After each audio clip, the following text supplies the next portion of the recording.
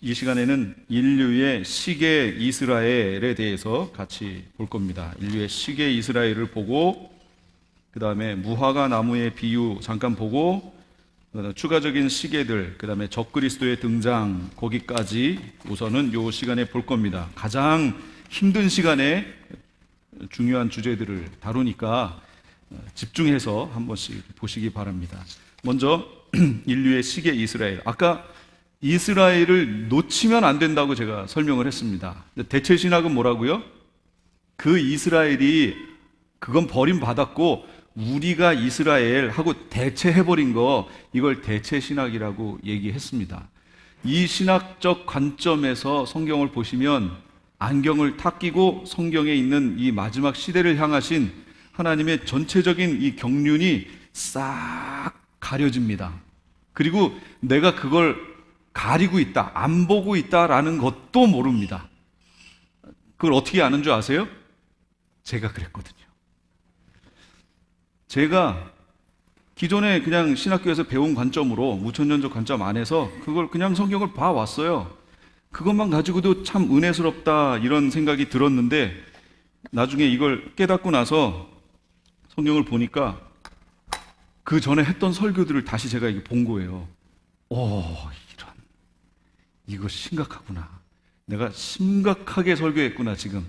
그래서 성도들 앞에서 죄송하다고 얘기를 했습니다.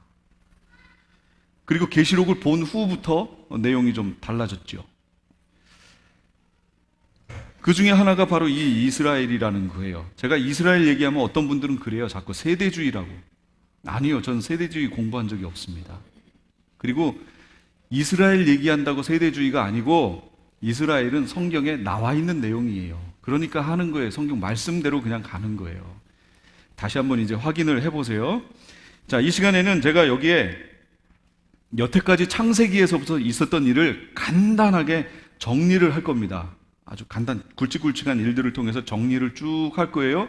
하는 이유는 최종적으로 결론적으로 이 인류의 역사 속에 하나님께서 깃발을 심어 놓으셨다라는 거 얘기하려고 그러는 거예요. 그럼 그 깃발이 뭐냐를 보려고 이걸 설명할 겁니다. 근데 이 설명하는 내용 속에 성경의 전체적인 흐름이 있으니까 한번 잘 보십시오. 먼저 천지창조, 이거 다 아시지요? 뭐 문제 없어요. 노아의 홍수, 문제 없지요? 노아의 홍수. 그 다음에 다 멸절된 다음에 8식구를 통해서 사람들이 또 세상에 이제 펼쳐나가기 시작하다가 하나님께서 갈대아 우르라고 하는 지역, 지금으로 치면 이라크 남 동쪽 밑에 쿠웨이트 있는 요 부근이에요. 그 부근.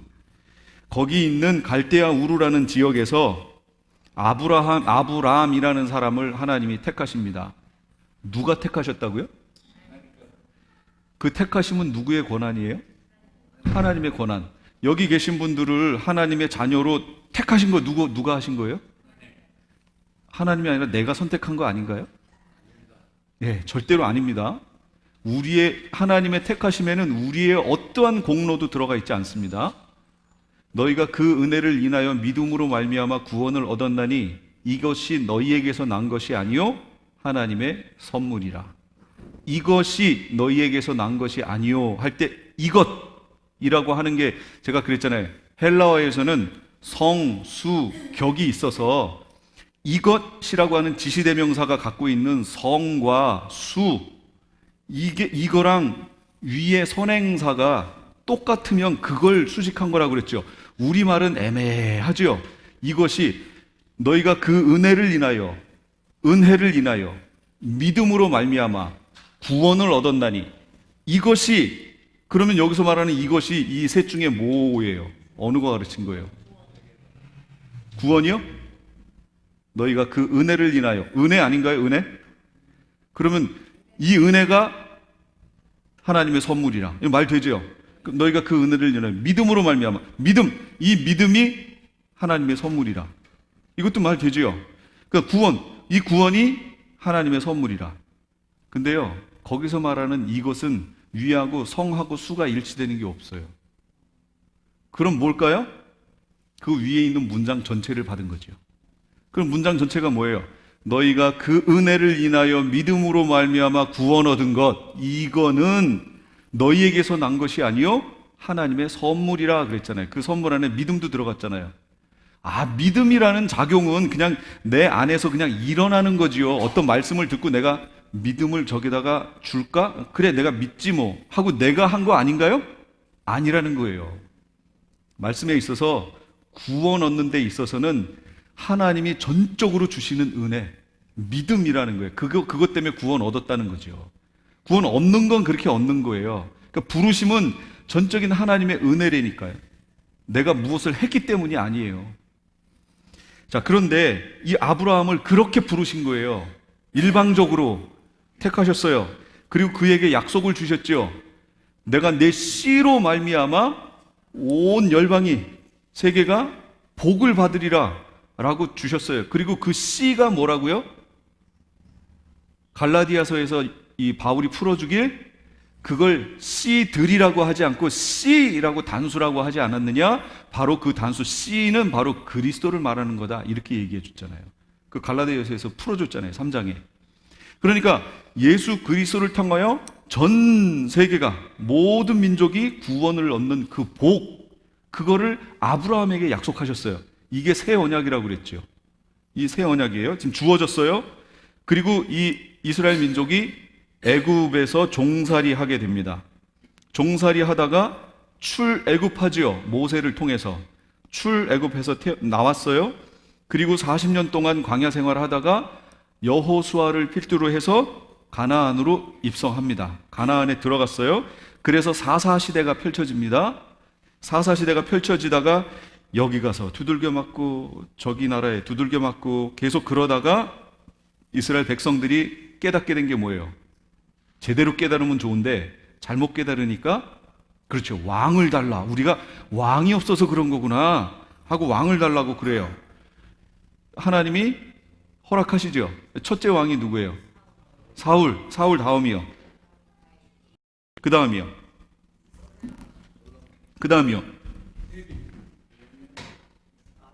솔로몬 다음에, 두 개로 나눠지잖아요. 북이스라엘, 남유다로. 북이스라엘은 여로보암, 남유다는 르호보암, 이렇게 분열 왕국으로 갈라졌어요.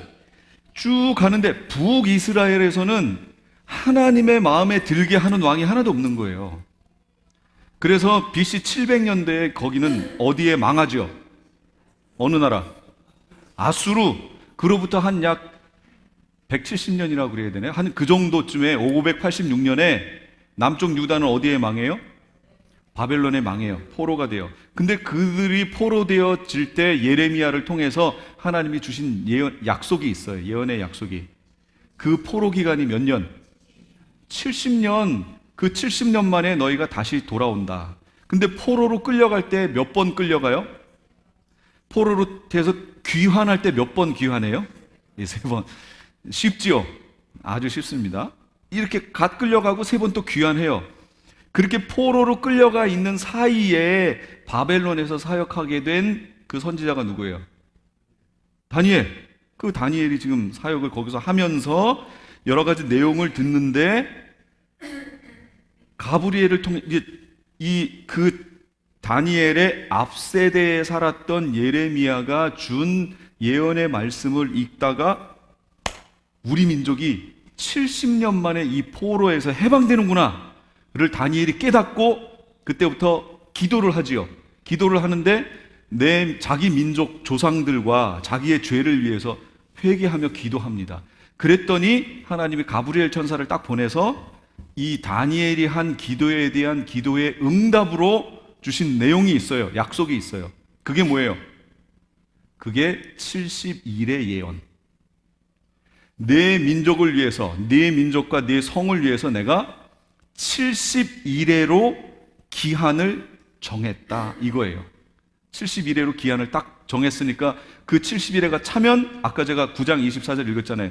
죄악이 영속되며 제가 용서되고 쭉 거룩하신 자가 기름 부음 받고 하는 메시아 왕국이 펼쳐질 거잖아요. 그 다음에 이 내용을 주셨어요. 그리고 그 내용이 지금 전개되고 있는 거예요. 그게 지금 여기까지 있는 내용이었어요. 여기 쭉 70일의 예언을 주셨어요. 그러면서 포로 귀환이 이제 일어나기 시작합니다. 수룹바벨을 통해서 1차 귀환해요.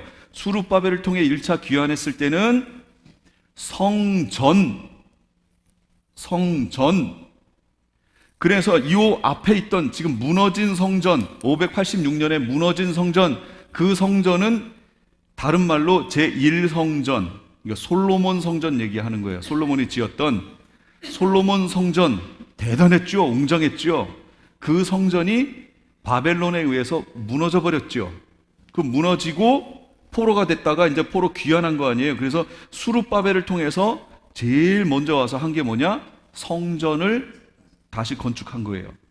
그래서 그 성전을 제2성전이라고 부르고 다른 말로 수룹바벨 성전이라고 부르는 겁니다. 이렇게. 그 다음에 에스라를 통해서 2차 귀환이 일어나는데 이때는 에스라가 말씀 회복 운동, 율법책을 찾아내죠. 그래서 이걸 읽으니까 사람들이 통곡을 하면서 회개하고 말씀대로 살겠다고 다짐을 하죠. 말씀 회개 운동이 일어나고 3차 느헤미야를 통해서 이때 오는데 이거는 성전이 아니고 예루살렘 성을 재건하는 거예요. 그래서 그 성벽을 지으면서 거기에 문을 어떻게 짓고 그러면서 그 주변에 도비앗과 산발랏이 막 공격하려고 하니까 무기를 가지고 준비하고 있으면서 계속 성전 짓고 우리나라의 그 향토 예비군 얘기가 그거잖아요. 성벽을 건축했어요. 바로 그 성벽 건축할 때까지가 71회 중에 7일회가 지나면 성벽이 완성되는 거예요. 그 후부터 62일회가 지나면 그 62일회가 끝날 때 무슨 일이 있느냐? 예수님이 초림하여 사역하시고 부활해서 승천에 올라가시는 거예요. 그게 62일회가 끝나는 시점이에요. 끝났어요. 그럼 그 다음부터 뭐가 있어요? 7일회, 62일회, 그 다음에는 장차라는 기간이 펼쳐진 거예요. 아까 얘기했죠. 다니엘은 그 기간을 장차라고 표현했고 예수님은 이방인의 때가 차기까지라고 얘기했고 바울은 이방인의 충만한 수가 들어올 때까지. 그래서 이 장차라는 기간이 지금 펼쳐진 거예요. 지금 우리가 살고 있는 기간이 바로 여기다 그 얘기예요. 그러면 이 장차라는 이 기간이 이방인의 때를 얘기하는데 요것이 끝나면 어떻게 되느냐? 끝나면 그 다음에 마지막 한일에 남아 있었죠. 그 한일회가 펼쳐진다. 근데 그 한일회는 바로 7년을 의미한다. 일회라는 게 며칠이에요, 원래? 일주일, 7일. 그러니까 하루를 1년으로 지금 계산하고 있었죠. 그럼 왜 하루를 1년으로 했느냐? 성경에서 선지서들에 보면 하루를 1년으로 계산하는 경우들이 있습니다. 실제로 여리고성 40일 돌았을 때 그때 정탐했을 때 그 하루를 1년으로 쳐서 40년 동안 생활할 것이다. 그런 것도 있고 또 예언된 내용이 거기 제가 기록해 놨어요. 있습니다. 근데 그것보다 더 확실한 게 뭔지 아세요? 역사 속에 된 걸 확인해 보면 될 거 아니에요. 62일회가 어떻게 지났는지 7일회가 어떻게 지났는지 그러고 보니까 1년이 하루로 계산돼서 그렇게 결과가 왔어요. 예수님 승천하실 때까지 62일회, 그러니까 69일회가 총 지났죠. 거기다 7 곱해서 계산하면 대략 그 연도가 나옵니다. 근데 정확한 연도를 계산할 수 있을까요?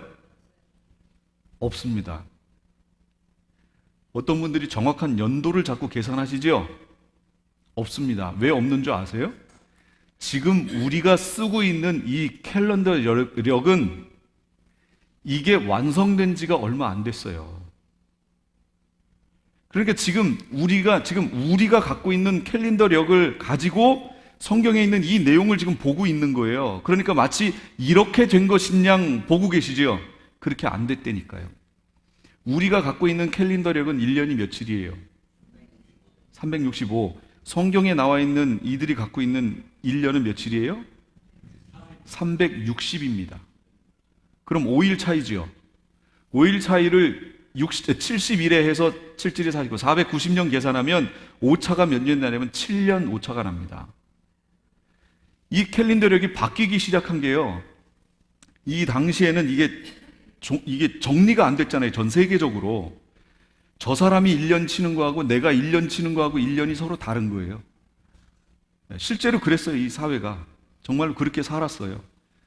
그렇게 쭉쭉 살아오다가 로마 시대로 이제 넘어오면서 로마의 그 왕이 어떤 왕이죠? 유명한 왕인데.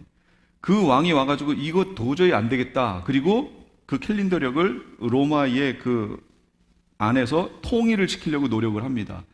그 통일이 돼서 이게 쭉 진행되어 오는데 부활절이 언제예요? 춘분이 지난 그 다음 주일부터 쳐서 40일째인가요? 이거잖아요. 이거대로 하다 보니까 날짜가 쭉쭉쭉쭉 따지는데 점점 앞으로 땡겨가는 거예요. 부활절이. 한없이 한 달 이상을 앞으로 땡겨가 버리는 거예요. 그러니까 후대 그때가 1500년대인가 600년대인가 그리고리우스 같은 경우는 그걸 보고 이거 안 되겠다. 이거 전체적으로 변화가 있더라도 조금 덜 되도록 이거 캘린더를 제작을 해야 되겠다. 라고 해서 그때 새로 만듭니다. 그것이 현대로 오면서 다시 개정이 됩니다. 그러니까 영국 같은 경우는 그 캘린더가 어느 날 갑자기 전체적인 이걸로 쓰기로 했기 때문에 갑자기 1800 몇 년 몇 월 며칠부터 몇 월 며칠까지가 기록이 없어요. 역사 기록이 없어요. 툭 띄어서 없어져 버렸어요. 강대국들 중에 이 캘린더를 지금 쓰고 있는 캘린더력을 쓰게 된 제일 마지막에 쓴 나라가 어딘 줄 아세요? 그 러시아입니다. 러시아가 1900년도에 와서야 지금 달력을 썼어요. 그러니까 이 모든 걸 종합해 보면 정확한 날짜를 계산할 수 있을까요? 없을까요? 없습니다. 그럼에도 불구하고 어떤 분들은 3년 반까지 계산해요. 정확하게.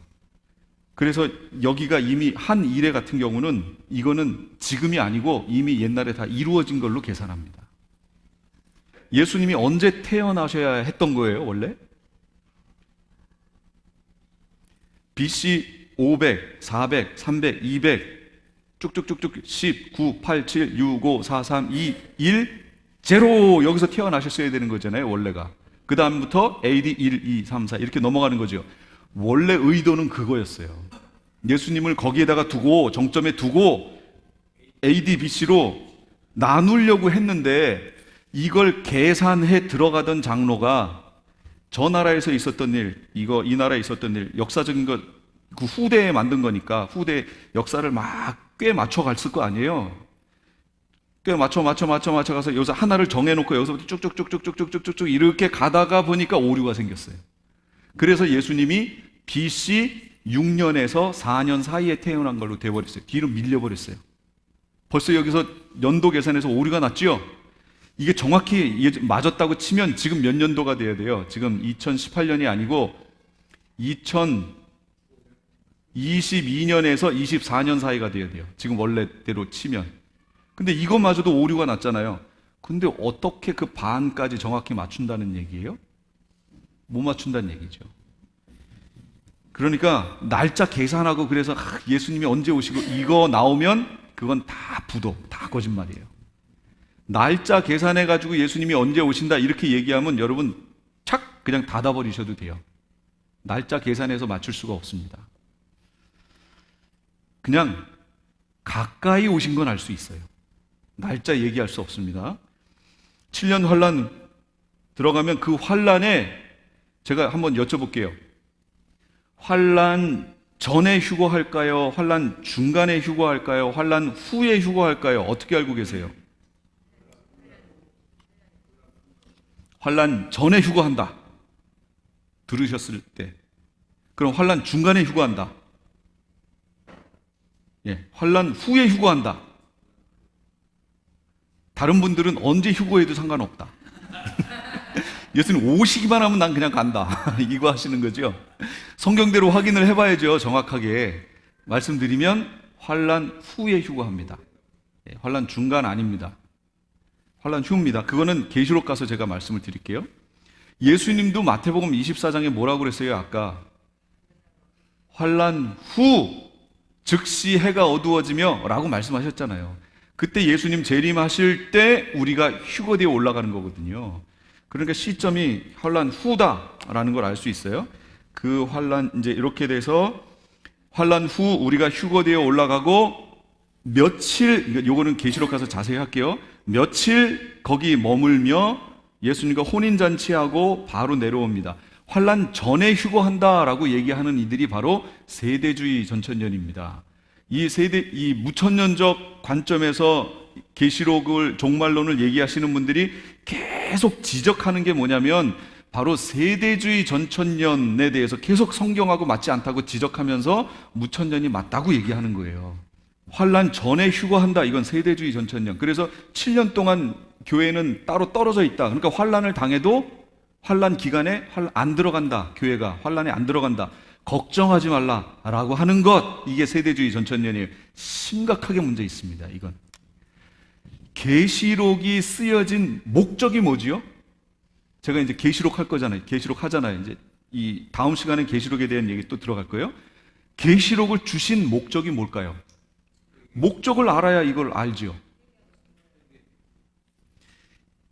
여기 오셔서 조금 들으신 분은 이제 회개라는 말이 나오세요. 근데 그 전에 무천년적 관점에서 계시록을 주신 목적이 뭡니까? 라고 딱 얘기하면 격려, 소망이라고 얘기합니다. 왜 이게 필요하죠? 이게 쓰여질 때가 언제였어요? 네로가 죽고 나서 베스파시아누스 황제가 잠깐 있다가 그 다음 황제가 도미티안 황제거든요. 이때 대대적인 박해가 일어납니다. 이 박해 때 바로 순교자들이 나오면서 사도 요한이 반모섬으로 유배된 거예요. 엄청난 박해가 있고 사람들이 카타콤으로 숨고 막 이런 일들이 벌어질 때 바로 요한계시록을 주신 거예요. 요한을 통해 계시록 주신 거예요. 그럼 목적이 뭘까요? 환난당하고 있는 성도들을 위로하고 격려하고 소망을 주기 위한 거잖아요. 그렇죠? 이게 첫 번째 목적이에요. 근데 이 목적에서 머물러 있으면 무천년적 관점으로 성경을 해석하는 겁니다. 그리고 대부분 이렇게 해석하는 거예요. 근데 거기에 놓치고 있는 게 있습니다. 주신 목적 또 하나, 이 중요한 거. 위로와 격려와 소망을 주는데 22장 가보세요. 사도 요한이 그 영광스러운 새 예루살렘을 보고 너무 감격해서 자기에게 그걸 설명하는 천사에게 막 절하려고 그랬어요. 그랬더니 천사에게 자기한테 절하지 말라고 그러죠. 그리고 어떻게 해요? 하나님께만 경배하라라고 하나님께 영광을 돌리잖아요.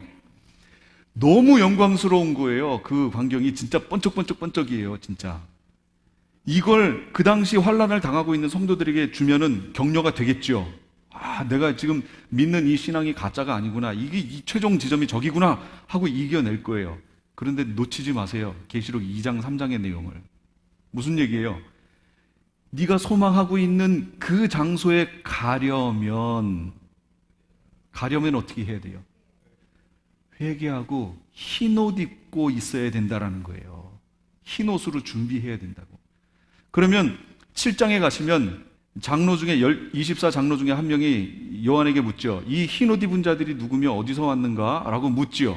그때 요한이 저는 모릅니다. 당신이 아십니다. 그러니까 뭐라 그래요? 이 흰옷 입은 자들이 누구며 어디서 왔는가? 이는 큰 환난 가운데서 나온 자들인데 어린 양의 피에 그 옷을 씻어 희게 하였느니라 라고 얘기하잖아요. 어린 양의 피에 옷을 씻어 희게 된 자들만이 그 영광스러운 자리에 간다 그 얘기예요. 인내함으로 이걸 지켜낸 자들만이 거기 간다 그 얘기예요. 중간에 이거 너무 힘들어. 그리고 포기해버렸어요. 그럼 거기 가요 안 가요? 못 간다 그 얘기죠. 그럼 포기하는 애들이 있을까요 없을까요? 많죠. 그걸 배교라고 얘기하잖아요. 그러면 구원을 잃는 경우가 있어요 없어요? 지금 대답하셨잖아요. 있잖아요. 근데 왜 구원을 잃는 게 없다고 얘기하죠? 한 번 믿음이 영원한 구원이라고 누가 얘기했죠? 성경에 그거 없습니다. 없는데 지금 교회들에게 그렇게 얘기해버렸죠. 그래서 한번 예수 그리스도를 영접하면 어떠한 상황이 돼도 구원을 잃지 않는데요. 내가 어떻게 살아도 상관없대요. 구원은 보장된 거래요. 성경에 어디 그렇게 나왔어요? 성경 그렇게 안 나왔다니까요. 성경을 잘 관찰해 보세요. 로마서 8장 가볼까요? 그런즉 누구든지 그리스도 예수 안에 있는 자에게는 결코 정죄함이 없나니 라고 얘기했어요. 예수 그리스도 안에 있으면 정죄함이 없는 거구나. 정죄가 뭐예요? 그거 죄라고 정함이 없다는 얘기예요. 그럼 제가 여쭤볼게요. 거짓말하는 거 죄인가요, 아닌가요? 살인하는 거 죄지요? 그럼 다시 물어볼게요. 그리스도 예수 안에 있다는 걸 어떻게 해석하느냐에 따라서 이게 이제 달라지는 거예요. 나는 그리스도 예수를 믿어. 구원을 얻었어요. 그리스도 예수 안에 있는 자에게는 죄로 정함이 없다고 그랬잖아요. 그럼 내가 사람을 찔러 죽였어요. 죄예요, 아니에요? 아니, 예수 안에 있으면 죄가 없다고 그러잖아요. 정죄함이. 그러면 그 앞에 있는 그리스도 예수 안에 있다라는 것에 대한 의미를 우리가 다시 새겨봐야 되겠죠. 그게 단순히 예수 그리스도를 믿습니다 하고 영접한 것만을 얘기하는 게 아니라는 걸 알 수 있죠. 그래서 킹제임스에서는 거기서 뭐라 그래요? 이들은 육체를 따라 걷지 않고 성령을 따라 걷느니라 라고 설명해 주잖아요. 예수 그리스도 안에 있다라는 것이 육체를 따라 걷는 게 아니고 성령을 따라 걷는 이들을 예수 그리스도 안에 있는 거라고 설명하는 거예요. 그래서 이게 맞다는 걸 로마서 8장 12절 13절에 뭐라고 그래요? 그러므로 형제들아 우리가 빚진 자로 돼 육신에게 져서 육신대로 살 것이 아니니라. 육신대로 살면 너희가 어떻게 돼요? 반드시 죽을 것이로 돼. 영으로서 성령으로 몸의 행실을 죽이며 살면 산다라고 그랬죠. 그럼 바울이 지금 형제들아 그랬으니까 이게 크리스찬이에요? 넌 크리스찬이에요? 크리스찬들 교회에게 얘기하는 거예요. 지금 교회에게 형제들아 우리가 빚진 자라는 거예요. 그러므로 육신에게 져서 육신대로 살면 안 된다 그래요. 지금 육신대로 살면 왜 안 되지요? 반드시 죽는데요. 그럼 여기서 죽는다가 뭐예요? 영이 죽는다는 거예요? 육체가 죽는다는 거예요? 그렇죠. 예수 믿던 안 믿던 육은 죽어요. 이건 정해진 거니까. 그럼 여기서 죽는다는 건 영이 죽는다는 거예요. 영이 죽으면 살 수 있어요? 구원을 얻어요? 구원 얻는다는 의미가 아니잖아요. 영생이 아니잖아요. 그러니까 예수 그리스도를 영접한 후에도 그 후에도 여전히 육체로 살 수 있지요. 육체를 추구하며 살 수 있다고요. 우리는 어떻게 살아야 돼요? 영으로서 몸의 행실을 죽이며 살아야 돼요. 그래야 약속하신 장소까지 가는 거예요. 그러니까 예수 믿은 후에 자기 마음대로 산다고요? 이게 가능해요? 불가능해요. 이건 절대로 불가능한 일이에요. 그러면서도 요즘 교회가 뭐라 그래요? 예수 그리스도를 한번 믿으면 구원은 놓치지 않는 거. 그 다음부터는 성화, 상급하고 관계 있는 거 이렇게 나눠버렸죠. 이렇지 않다니까요. 성경을 잘 보시면 칭의와 성화는 따로 분리돼서 가는 게 아니에요. 여태까지 교회는 어떻게 이해했냐면 칭의와 성화는 분리되어 그리스도의 나라 안으로 들어오는 건 칭의 이제 들어왔어요. 그 다음부터는 칭의 상관없고 그 다음부터는 성화로 살아야 된다. 아닙니다. 칭의와 성화는 같이 가는 거예요. 오늘도 내가 칭의를 확인하고 성화를 이루어가는 삶을 같이 계속 이 자리에서 확인하는 거예요. 계속해서 확인해 나가는 삶, 이게 신앙의 삶이에요. 이거 사시다가 주님 만나는 거예요. 그러려니 이렇게 살려면 우리 힘으로 살면 돼요, 안 돼요? 안 돼요. 성령의 인도를 받아 살아야 돼요. 그게 성령을 따라 사는 삶, 그게 예수 안에 있는 삶이에요. 근데 요즘 교회가 얼마나 바뀌었는지요? 새해만 되면 장로님, 권사님들이 가서 새해 신년 점치고 그리고 오고, 이거는 다 행위는 나랑 상관없어. 내가 무엇을 해도 구원하고는 상관없어. 이래가지고 삶을 마음대로 살아요. 아니, 교회에다가 렌트를 줬으면 장로님이에요. 교회가 잘 되도록 격려하고 도움을 줄까 생각해야지. 렌트비 안 준다고, 안 올려준다고 교회 예배 못 드리게 입구에다 자동차로 막아버려요. 장로님이. 그러면 이 장로님이 신앙이 있는 걸까요? 지금 이런 일이 여기에서 비일비재로 일어나고 있어요. 이 상황이. 그럼 그분의 신앙은 뭐냐? 그 얘기죠. 이분이 하나님을 두려워하는 그 신앙이 있냐? 그 얘기입니다. 교회가 하나님 사랑이라는 데에만 초점을 맞춰요. 옛날에 그래도 우리 한국에는 유교적 전통이 있어서 어른에 대한 공경하는 마음도 있고 아버지에 대한 두려움에 대한 이 경외심도 있어서 교회 안에서도 그 신앙이 있었다고요. 근데 학자들이 유럽이라든지 이런 데 가가지고 공부를 해옵니다. 그러면 동양권 문화에서는 공의, 권위이라는 게 살아있지만 외국에선 그게 없어요. 중심 주제가 뭐냐면 사랑이에요. 그래서 사랑을 중심으로 한 신학을 공부하고 쑥 들어와서 교회 안에다가 사랑을 얘기하기 시작합니다. 예전에는 권징도 있었는데 교회 안에 그게 싹 빠져버립니다. 사랑만 살아남은 거예요. 근데 계시록의 내용을 보세요. 사랑만 있나요? 아닙니다. 거기엔 하나님의 공의가 들어가 있습니다. 이 마지막 시대 교회들이 공의를 놓쳤기 때문에 지금 방종하고 있는 겁니다. 하나님의 공의의 성품, 이 교회들이, 한국 교회들이 다 놓쳐버렸어요. 사랑의 성품만 가지고 자꾸 얘기를 해요. 치유, 그게 나쁜 건 아니나 사랑의 성품만을 얘기해요. 공의의 하나님 놓치면 마지막 시대 준비 안 됩니다. 이건 심각한 얘기예요. 그 내용이 계시록에 나와 있잖아요. 계시록 2장 3장을 보세요. 거기에서 사랑도 들어가 있지만 거기에 반드시 공의의 하나님이 등장하고 있는 거 아세요? 아까 이사야서 11장 제가 원근법 설명할 때 이사야서에 있던 그 내용을 보세요. 사랑의 하나님이 어떻게 그러실 수 있지? 라고 보실 수도 있어요. 심판하실 때 내용 보세요. 그가 여호와를 경외함으로 즐거움을 삼을 것이며 그 눈에 보이는 대로 심판하지 않고 귀에 들리는 대로 심판하지 않고 어떻게 심판해요? 공의로 심판하는데 보세요. 공의로 가난한 자를 심판하며 그러잖아요. 가난하면 좀 불쌍하고 약자이고 그러니까 하나님이 이렇게 그래 너는 약자니까 내가 이거는 그냥 용서해 줄게 이러실 것 같지요? 그렇게 안 하신다니까요. 가난한 자를 뭘로 심판해요? 공의로 심판한다니까요. 그럼 부자는 그들은 그 가진 것으로 인해서 더 공의를 행했어야 되는데 그렇지 못하니까 더 혼난다 그 얘기예요. 공의로 하신다니까요. 이 심판 재림하셔서 하실 때는 이 부분을 놓치면 안 돼요. 이게 마지막 계시록에서 얼마나 중요한 부분을 차지하고 있는지 모릅니다. 자, 그렇게 해서 예수님이 재림하셨어요. 여기 유대 절기하고 여기 맞물려 설명할게요. 유월절, 무교절, 초실절, 오순절, 요건 봄절기라고 그랬고 가을절기, 나팔절, 대속죄일, 초막절 그리고 이게 예수님의 재림이다 라고 설명을 했습니다. 그 절기에 지금 예수님 오심을 지금 설명하는 거예요. 그 다음에 예수님이 오신 후에는 뭐가 펼쳐져요? 메시아 왕국, 천년왕국 여기 있잖아요. 초막절이 그 다음에 펼쳐지잖아요. 절기 속에 다 예언되어 있던 거 아니에요. 메시아 왕국, 천년왕국이 펼쳐져요.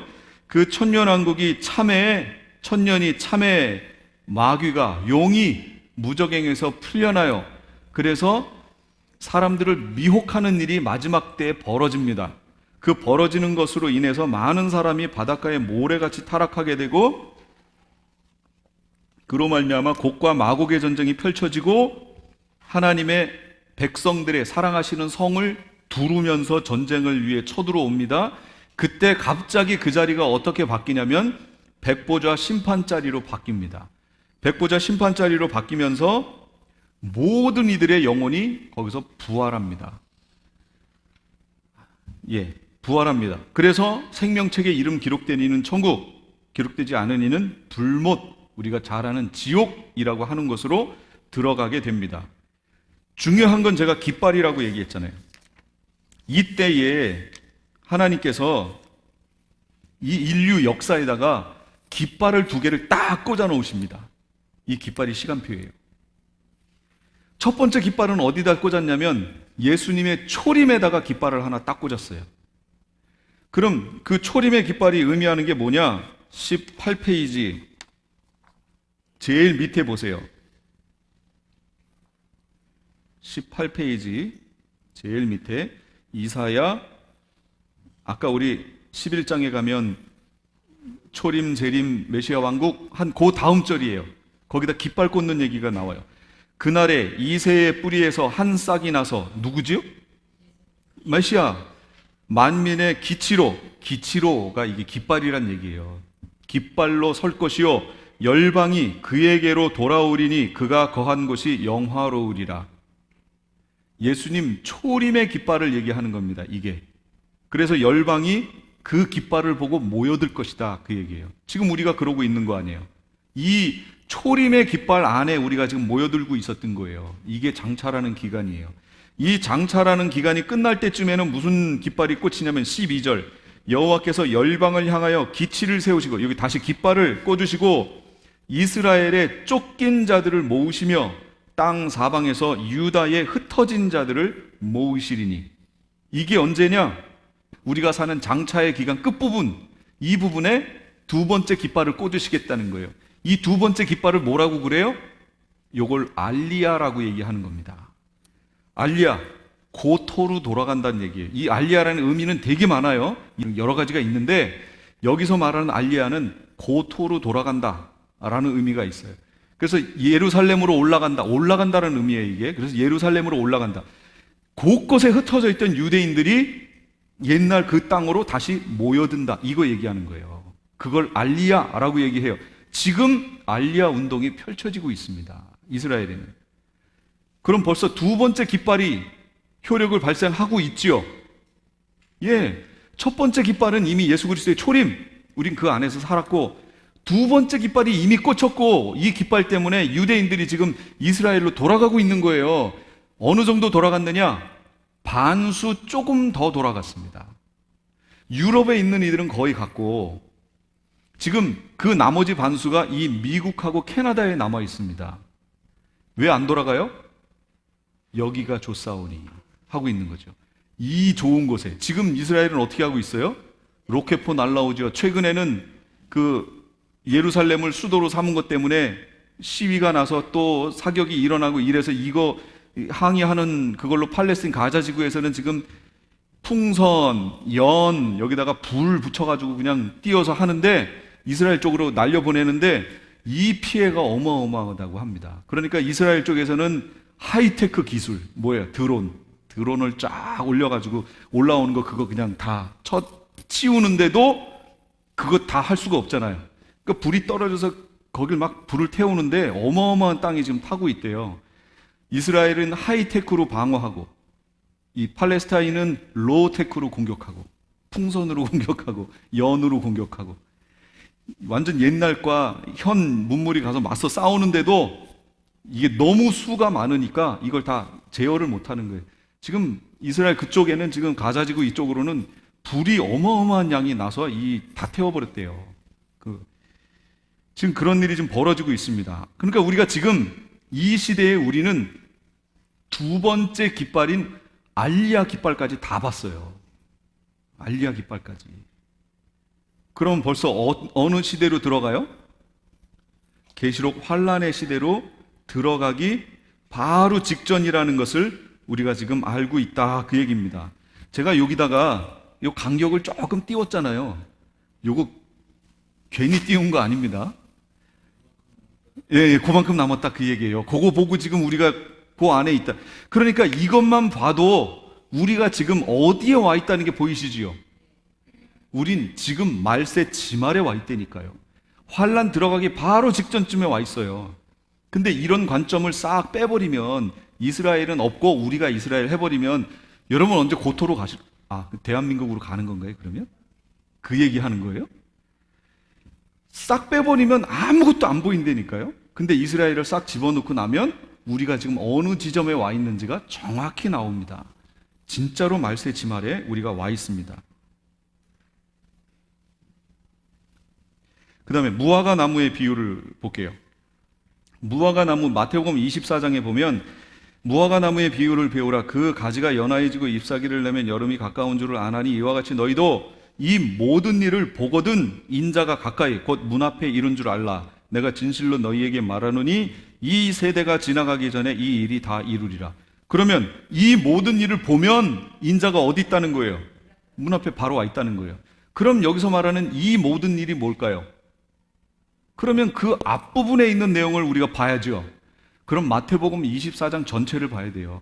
여기만 보고 무화과 나무는 이스라엘을 얘기하는 것이고 이스라엘이 가지가 연하여지고 이스라엘이 독립하는 것이고 이스라엘이 독립했으니까 이제 가까이 왔다. 이렇게 해석할 수도 있겠죠.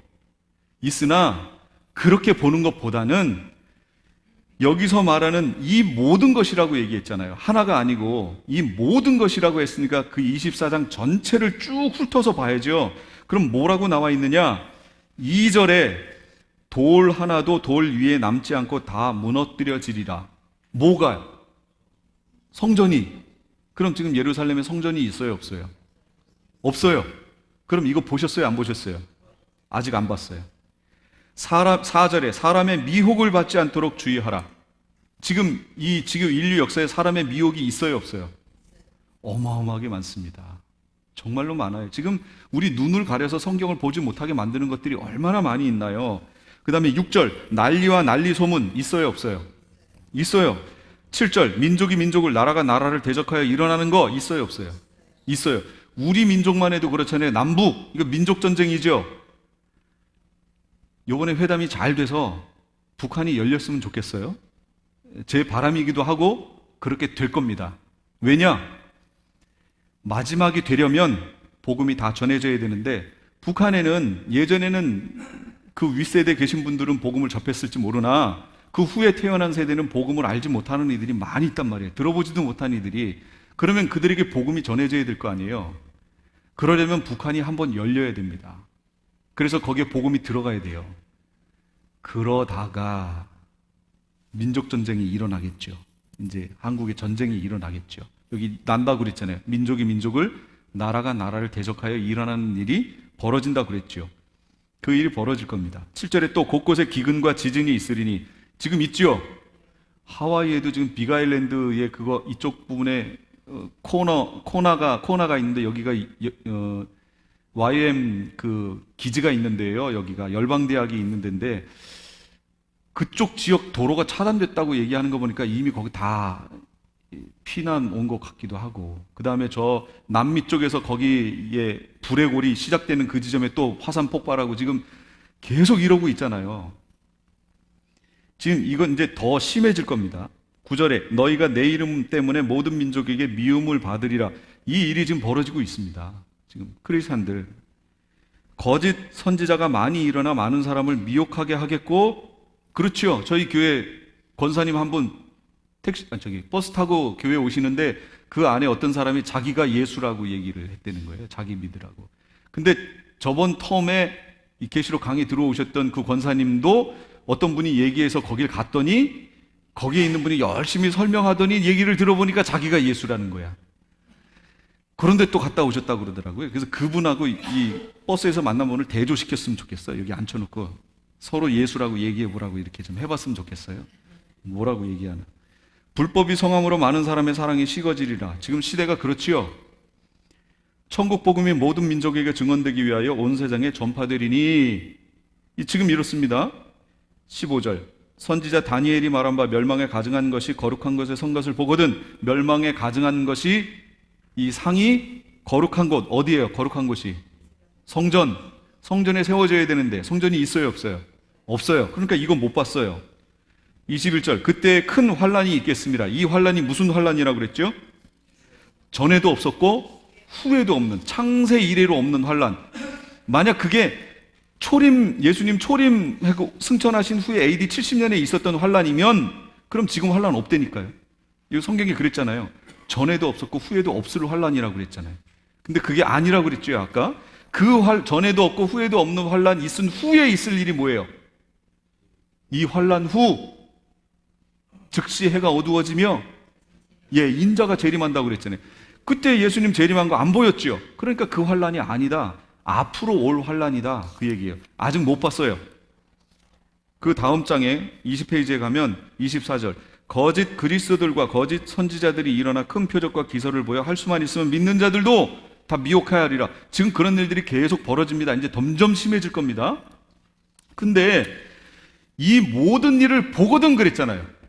여기서 안 보여진 게 뭐예요? 아까 제가 못 본 거 몇 개 얘기했죠. 2절에 있는 돌 위에 돌 하나도 남지 않고 무너지는 거. 15절에 멸망에 가증한 것이 거룩한 것을 선 거 못 봤죠. 성전도 없으니까. 큰 환란 못 봤죠. 이런 내용들을 잘 보세요. 이게 다 뭐랑 관계 있어요? 어느 나라? 이스라엘과 관계 있단 말이에요. 그러니까 보세요. 이스라엘을 싹 빼버리고 우리가 영적 이스라엘 해버리면 이 내용이 보일까요? 안 보일까요? 안 보이지요. 그리고 이걸 영적이라고 해석을 해버리는 거예요. 그러면 안 보인다니까요. 가려져서. 그걸 싹 젖혀버리고 이스라엘이 그 이스라엘이라고 인정하고 성경을 보면 보이기 시작해요. 그럼 이 일들이 벌어지려면 먼저 있어야 할 일이 뭘까요? 돌이 돌 위에 하나도 남지 않으려면 어떤 일이 먼저 있어야 돼요? 그렇죠. 세워져야죠. 돌 위에 돌로 이렇게 해서 성전이 세워졌어야죠. 근데 예루살렘에 성전이 있어요, 없어요? 없어요. 지금 뭐가 있죠? 이슬람 도움 성전 있잖아요. 지금 황금 도움 성전이 세워져 있죠. 그 앞에다가 이스라엘 유대인들이 예루살렘 성전 지으려고 이 주춧돌까지 다 갖다 놨어요. 그 안에 들어갈 재료 이런 건 다 준비가 돼 있고 시작하면 지으려고 지금 하고 있어요. 한국 사람들 데려가면 6개월이면 다 줘요. 진짜 빨라요. 금방 끝나요. 지금 그러고 있어요. 시작만 안 한 거예요. 시작하려고 준비하고 있어요. 근데 푸틴이 예루살렘을 방문했을 때 유대인들이 여기 예루살렘 짓게 해달라라고 푸틴한테 얘기하니까 푸틴은 오케이라고 승낙을 했습니다. 근데 트럼프도 거길 갔었어요. 트럼프는 또 이 트럼프는 누구 편이에요? 이스라엘, 친이스라엘 정책을 펴고 있잖아요. 지금 모든 여건이 잘 이렇게 맞아 들어가고 있습니다. 그러니까 잘 보셔야 돼요.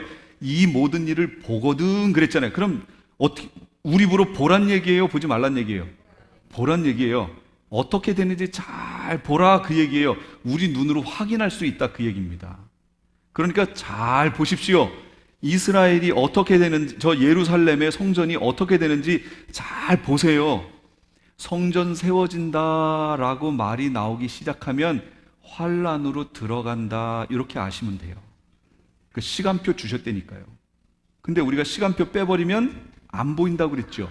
제가 이렇게 얘기하면 기존에 있던 그런 관점, 신학적 관점에서 보면 저는 완전히 외계인인 거예요. 진짜로 외계인 되는 거죠. 외계인이면 다행이게요. 그럼 멀리 그냥 보내버리면 되는데 이단이라고 얘기를 하면 그때부터 이제 심각해집니다. 근데 성경대로예요. 성경에 지금 얘기해 준 거예요. 그러니까 얘기 안 할 수가 없어요. 그대로예요. 그 다음에 21페이지 보세요. 적그리스도의 등장. 적그리스도가 등장할 겁니다. 어떻게 등장할 거냐? 예루살렘을 등에 업고 등장할 겁니다. 다니엘서 9장 27절에 내가 장차 많은 사람들과 더불어 한 일해 동안의 언약을 굳게 맺고 그가 적그리스도가 장차 앞으로 많은 사람들과 함께 한 일해 동안의 언약을 굳게 맺고 등장할 겁니다.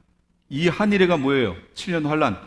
환란기 초반에 적그리스도가 한 일해 동안에 7년 동안의 언약을 맺고 등장한다는 거예요.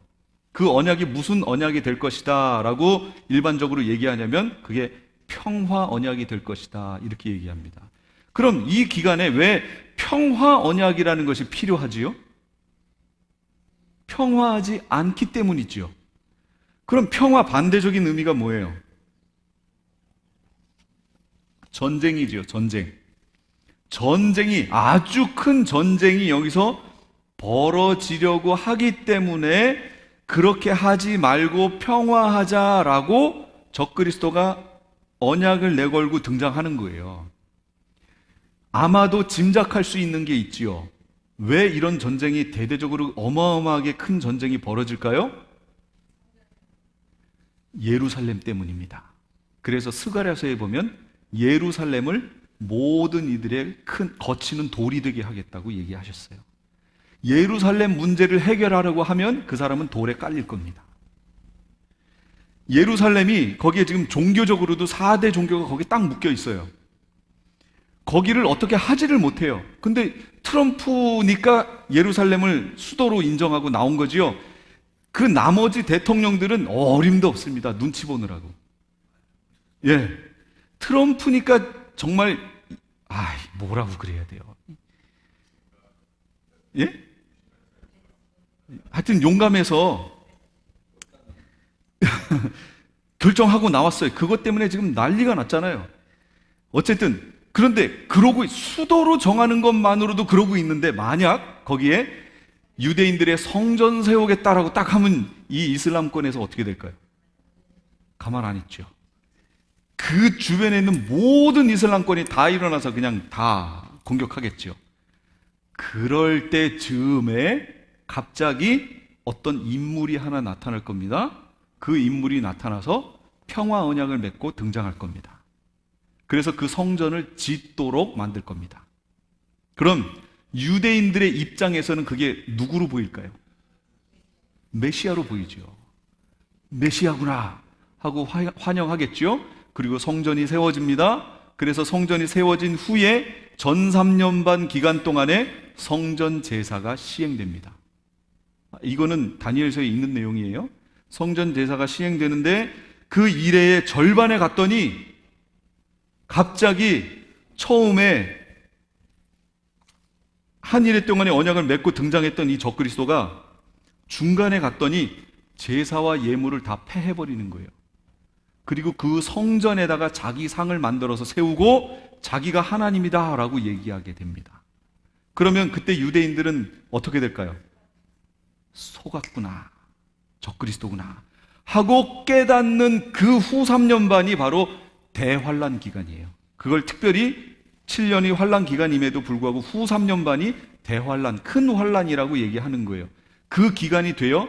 그때가 되면 아까 다니엘서에 예언되어 있고 사도행전에 있는 것처럼 예수님이 그들에게 스가랴서에 있는 것처럼 통회하는 심령을 유대인들에게 주십니다. 그래서 이들이 그때부터 장자를 잃은 것처럼, 외아들을 잃은 것처럼 통회하고 회개하면서 주님께 나옵니다. 이때 돌아오게 되는 거예요, 이스라엘이. 그러면서 이들을 어디로 피하라고 그랬어요? 산으로 피하라고 얘기했죠. 그럼 그때 이방 크리스찬들은 어디로 피해요? 성경대로라면 광야로 피하는 겁니다. 그들은 산으로 피하라 라고 표현해놨고 이방인들을 향해서는 광야로 피하라 라고 설명이 되어 있습니다. 광야로 피해요. 그래서 거기에 3년 반 1260일 동안 예비하신 곳이 있더라 라고 나오죠. 예비하신 곳에 있다가 예수님의 그 1260일이라는 그 기간이 차 예수님이 우리를 휴거시켜 올리시고 그 다음에 올라가 있다가 잠시 있다가 그 15장이 그 내용이에요. 불 붙는 하늘 위에서 유리바다 같은 데에서 밑에 불 붙는 밑에를 바라보고 있는 광경이 휴거되어 올라갔다가 거기서 예수님과 혼인잔치하고 밑으로 내려오는 겁니다. 이렇게 돼 있어요. 그러니까 적그리스도가 등장하는 모습 보세요. 한 일해 동안의 언약을 굳게 맺고 등장하지요. 근데 이 광경을 계시록에서는 뭐라고 설명했냐면 계시록 17장에는 여자가 붉은빛 짐승을 탔는데 그 짐승의 몸에 하나님을 모독하는 이름들이 가득하고 7머리와 10뿔이 있으며 여자를 등에 업고 적그리스도가 세계 무대에 등장합니다. 이렇게 등장이 되어 있어요. 그러면 이 여자가 누구냐를 봐야죠. 여자가 누구냐? 계시록 17장 1절 또 7대접을 가진 7천사 중 하나가 와서 내게 이르되 이리로 올라오라. 많은 물 위에 앉은 큰 음녀가 받을 심판을 내게 보이리라. 3절에는 성령으로 나를 데리고 광야로 갔는데 거기 여자가 있는데 아까 읽은 거 7빛 짐승을 탔고 그 다음에 17장 5절 그의 이마에 이름이 기록되어 있는데 비밀이라 큰 바벨론이라 땅의 음녀들과 가증한 것들의 엄이라. 17장 18절 또 내가 본 그 여자는 땅의 왕들을 다스리는 큰 성이라 이렇게 했어요. 그러니까 여자는 음녀이고 큰 바벨론이고 큰 성이고 땅의 음녀들과 가증한 것들의 어미라고 여자를 설명하고 있습니다. 그럼 이 여자가 구체적으로 뭐냐? 구약에서는 이 여자가 누구냐면 이스라엘을 얘기하는 겁니다. 그 중에서도 예루살렘을 얘기하는 겁니다. 그 관련된 성경 구절이 예레미야 13장 27절 그게 아마 거기 없을 거예요. 그걸 써 놓으세요. 예레미야 13장 27절 호세아 2장 5절 이사야 1장 21절 이 음녀가 누구냐?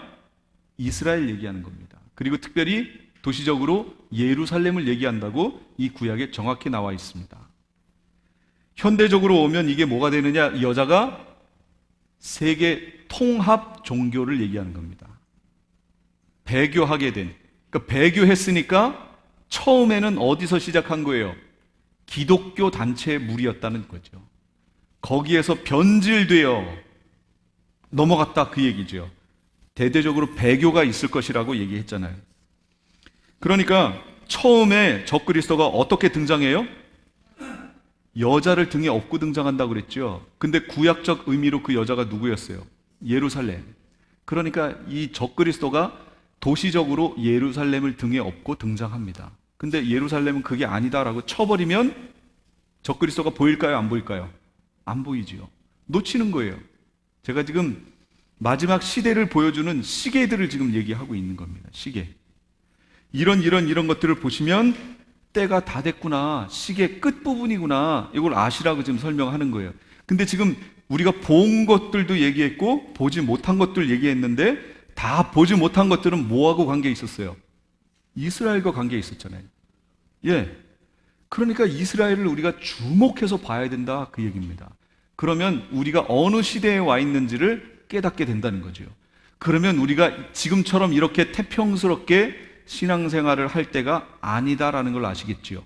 조금 있으면 기도할 수 없고 와서 예배할 수 없고 지금 이렇게 주의 이름으로 모인다는 것 자체가 얼마나 복된 건지 이제 그때 가면 그때 조금 더 열심히 할 걸. 내가 기도할 수 있을 때 기도할 걸. 할 걸. 이러실 거예요. 그러시지만 안 돼요. 이제 지금 그걸 준비해야 된다 그 얘기입니다. 지금이 그렇게 준비해야 되는 때라는 것만 정확히 알고 계셔야 된다 그 얘기입니다. 근데 이거 아무리 얘기해도 지금 이런 게 안 들어와요. 그러니까 이건 하나님의 때에 하나님께서 사람들에게 말씀하실 겁니다. 하나님의 사람이면 하나님이 분명히 깨닫게 하셔서 그 부분 듣게 하실 거고 어떤 기회가 되든지 이 부분을 듣게 하셔서 시대를 준비하는 사람이 되게 하나님이 하실 거예요. 세례 요한이 뭐라고 그랬어요? 이미 도끼가 나무 뿌리에 놓였으니 그랬잖아요. 회개하는 것은 회개하면 되는데 회개하지 않으면 찍힌다고요. 구원을 잃지 않는다고요? 예수님의 참 포도나무 비유에서 뭐라고 그러셨어요? 우리는 가지고 예수님은 나무인데 아버지는 농부인데 가지가 나에게 붙어 있어 열매를 맺지 아니하면 아버지가 어떻게 하신다고요? 제하신다고. 가지가 나에게 붙어 있으려면 어떻게 해야 돼요? 복음 안에 있어야 붙는 거잖아요. 그런데 붙어 있음에도 불구하고 열매를 맺지 않으면 아버지가 이를 어떻게 하신다고요? 제하여 버리신다고요. 그러니까 제하여지는 게 있어요, 없어요? 성경엔 다 있다니까요. 근데 우리가 안경을 다른 걸 딱 신학이라는 안경을 끼고 딱 보면 싹 가려집니다. 제가 지금 요걸 벗기는 작업을 지금 하는 거예요. 성경에 다 나왔어요. 한번 이 관점을 가지고 성경에 있는 모든 내용을 읽어보세요. 계속 나와요, 계속. 저는 그걸 보고 깜짝 놀랐어요. 우와, 이렇게 계속 나와 있는 내용을 어쩌면 이렇게 하나도 안 보고 다 가리고 내가 성경을 봤지? 이 생각이 들었던 거예요. 이제 시간이 많이 가서요. 여기까지 이제 3강하고 잠시 5분 쉬었다가 마지막 강의할 건데요. 마지막은 이제 계시록과 관련된 내용들 구체적으로 몇 개 또 같이 은혜 나누겠습니다. 여기까지 하겠습니다.